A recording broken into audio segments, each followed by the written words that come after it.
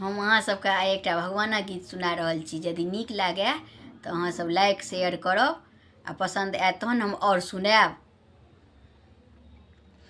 मीरा दाई के बाबूजी छलखिन भगवान के पूजे गरी। मीरा दाई के बाबू छलखिन भगवान के पूजे गरी से कर लगला भगवान के आराधना हो सजनमा से कर लगला भगवान के आराधना हो सजनमा। चुटकी बजाए मीरा दाई मंडिल घर पैसी गेली।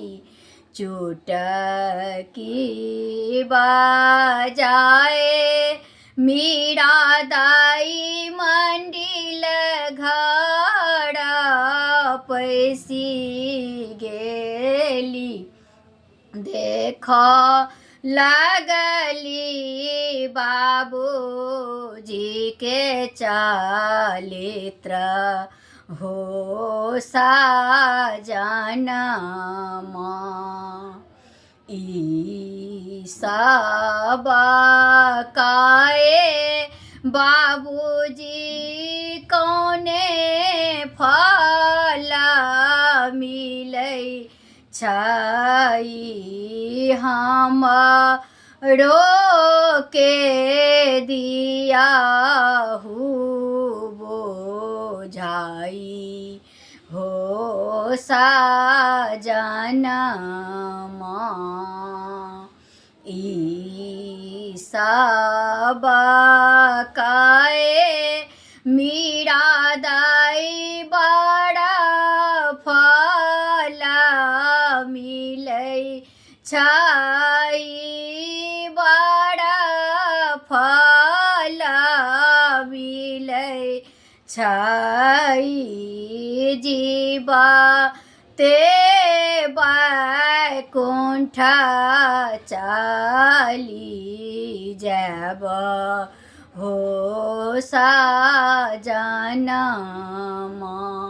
से जीवा ते बैकुंठ चली जाब हो सजनमा।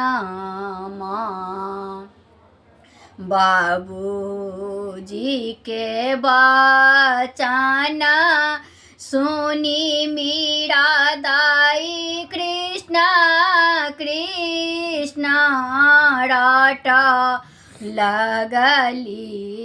बाबू के बचन सुनी मीरा कृष्ण कृष्ण रट लगली। भये गेली कृष्ण कृष्ण लीना हो सजनमा से भये गेली कृष्ण कृष्ण लीना हो सजनमा। मीरा दाई के संगी साथी मीरा के बुझाब लगली। मीरा दाई के संगी साथी मीरा के लगले जोनी मीरा दाई होई ओ बताई हो साजनमा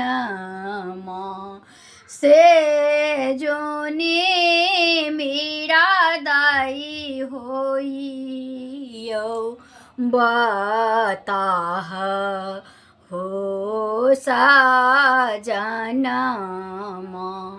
से कृष्ण कृष्ण भये गेली लीना हो साजनमा।